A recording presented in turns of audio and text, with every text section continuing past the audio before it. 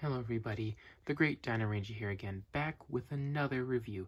Today, we're going to be taking a look at the Jurassic World Legacy Collection Kosmoceratops.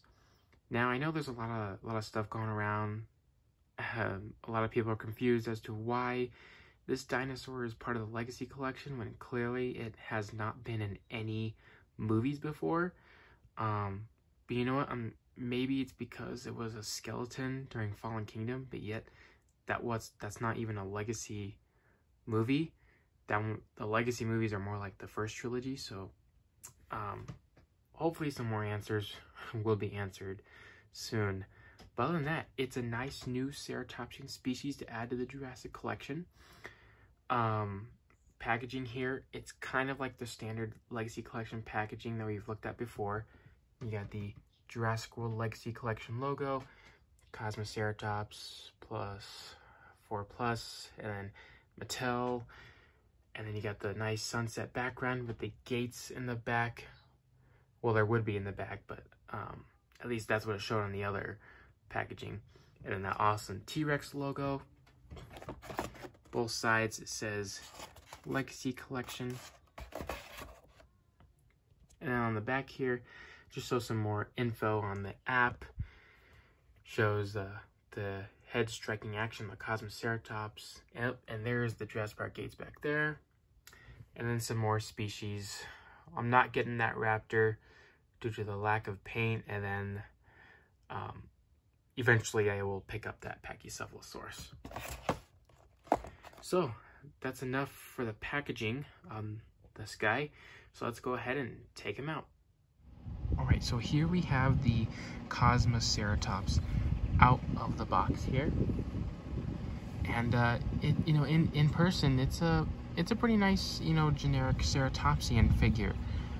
The only thing that just kind of confuses me is how was this even a Legacy collection? I kind of want to know like the story behind that. The only thing I could think of is that Kosmoceratops only appeared as a skeleton in Fallen Kingdom, but it never appeared in the flesh in any movies as of now. So I don't know what that's all about. But anyways, let's just get going right into the figure here. It's a very nice, very detailed sculpt here. And it's nice to have a new ceratopsian species to add to the Jurassic World collection. And hey, it's also exciting because Kosmoceratops is one of my favorite ceratopsians. So that's pretty cool right there. The only thing that I will point out that's kind of not probably like the best part of this figure is having like the cheek horns, the beak, nose horn, and the two brown horns not painted. I know they have like the brown horns have like a little bit of like that red on it, but they're not really painted, so it almost feels like that this figure is kind of incomplete, especially when they painted all of the frill spikes there. But we'll get more into that later on when I do comparisons.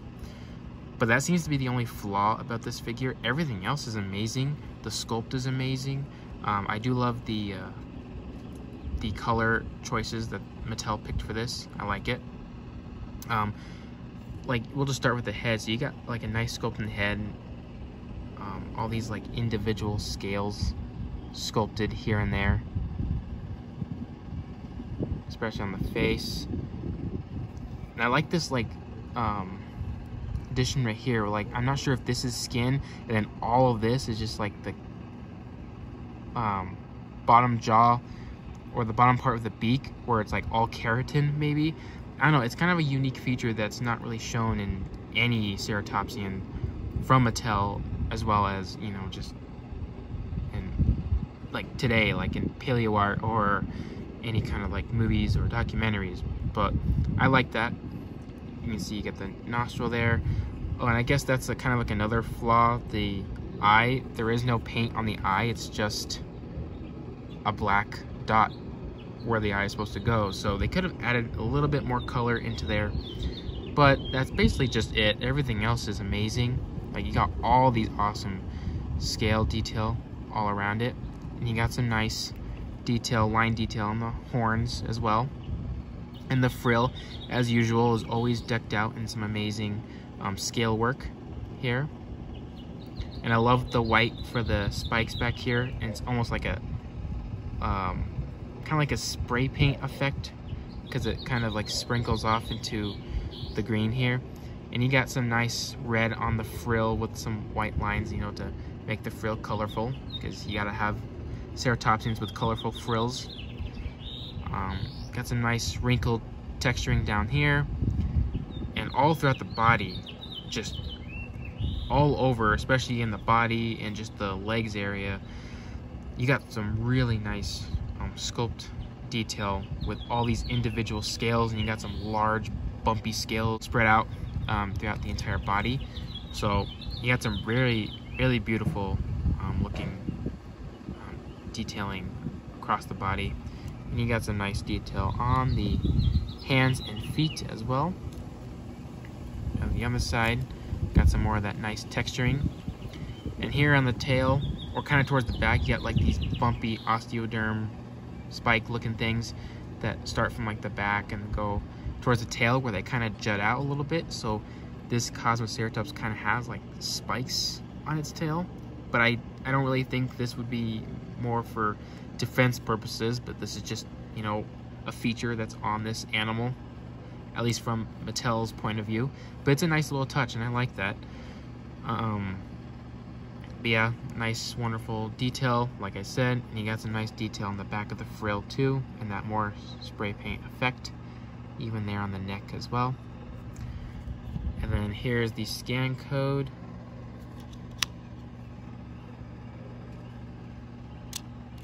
And yeah, the colors, you know, like the green, the darker green striping on this plain, like olive green type coloration. So that's pretty cool. Articulation wise, the front arms can move back and forth, and they can pivot in and out. So you got some nice range and motion on this figure. And then the back legs can move back and forth as well, and they can slightly pivot in and out. And that's basically it for articulation. The rest is all for the action feature, which is all in the tail. And just like most ceratopsians, there's always some kind of like head ramming action or head movement. So you just push the tail basically up and down, and the head moves. But like, for example, you can just have the tail go down and it just brings the head up, so you can do that. Or you can bring the tail up and it makes the head go down, so you can kind of give it like that drinking position. And or you can just move it fully up and down to get like that full head motion there. So yeah, really good. And I actually can't really get over the nice detail on the head. It's such a unique ceratopsian face or skull or whatsoever. And also it's, you know, one of my favorite ceratopsians. But yeah, I can't really get over the head. I love the head on this guy. Oh, and you even got some little scratch marks on these spikes right there, so that's a nice little detail. But yeah, it's a really nice little ceratopsian figure. For comparisons, we're gonna do Claire this time instead of doing Owen. And yeah, I know it's a little small, but I'm gonna be honest, I think Kosmoceratops was in fact a smaller ceratopsian. I don't think it was this small. Might have been at least maybe just as tall body-wise as Claire, or maybe even a little bit bigger. But I do know that Kosmoceratops was a slightly smaller ceratopsian, especially when you compare it to those like Triceratops. But you know, it's a nice little like good-sized ceratopsian here, which all the ceratopsians of this size seem to all fit. Or I guess they're all in the same size, which I know is not really accurate in real life, but you know, it is what it is. So we're going to compare it with all of the other different ceratopsian species that Mattel has given us. So we're going to go biggest to smallest. Here we got the massive Pentaceratops, which you can see this poor Kosmoceratops is absolutely dwarfed by it. Yeah, we'll move him right here and then we'll compare it to everything at the same time. Then we're gonna go with the Nasutoceratops, which is another favorite of mine. And then we have the Sinoceratops right here. Then we have the Pachyrhinosaurus. And then we have the Triceratops. And then other ones we have here are the Zuniceratops, and then the Styracosaurus, and then lastly the Protoceratops. So here are all of the ceratopsians that Mattel has given us. I understand that they've also have done the Microceratus, but I honestly don't really need that figure just yet. I'm pretty sure Mattel might do another Microceratus that's like in the Dominion design, so I'm hoping for that. Plus the other Microceratus is kind of hard to find, but and then we can just put Kosmoceratops right here, and then there we go. All of Mattel's Sinoceratops, or ceratopsian figures, sorry. But yeah, they all look really good together. And I also believe that Mattel is also giving us an Eniasaurus or Iniasaurus later this year. So, you know, I gotta add that to this wonderful ceratopsian herd. Can't wait for that. But yeah, as you can see, any ceratopsian of this size are usually the same. Well, I mean, except for the Protoceratops. That one seems to be smaller, which is, I guess, is better.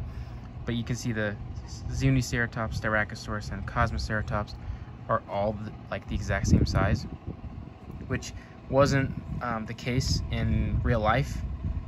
But, you know, Mattel did their best on making sure all these were at least good proportions next to a human figure anyway.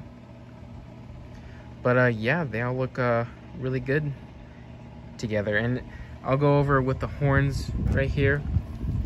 So looking at this Kosmoceratops here, well, first, besides this Protoceratops, because that one only has like mainly its beak painted, its cheek and slight nose horn aren't painted, but it's such a smaller figure that it kind of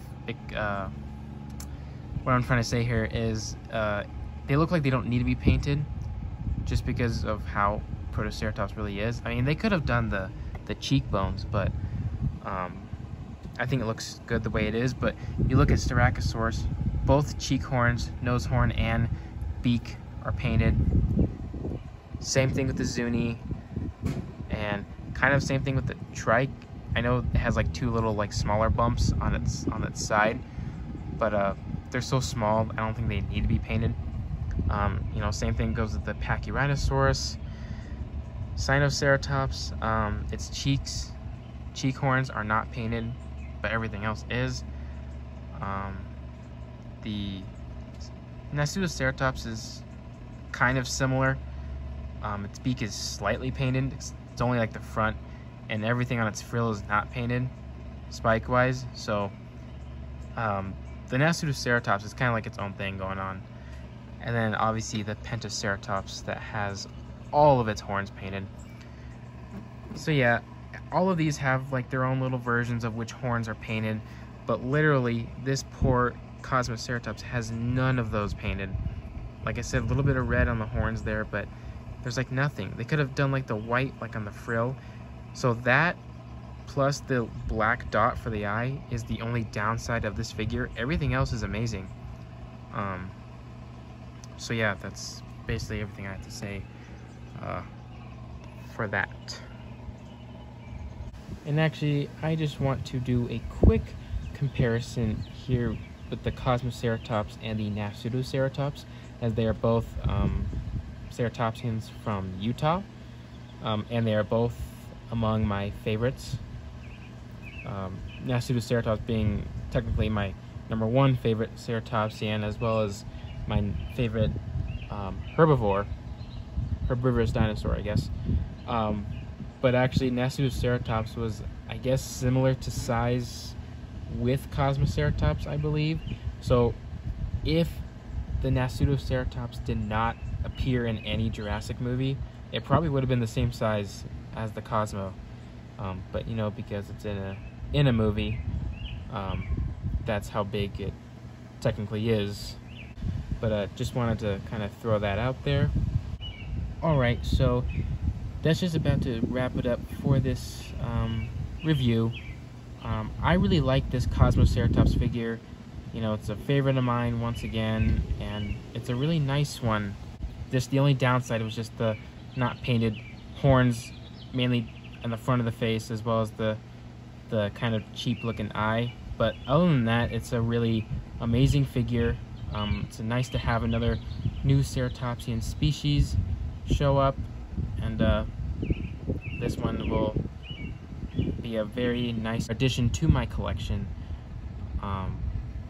So yeah, it's a really great figure overall.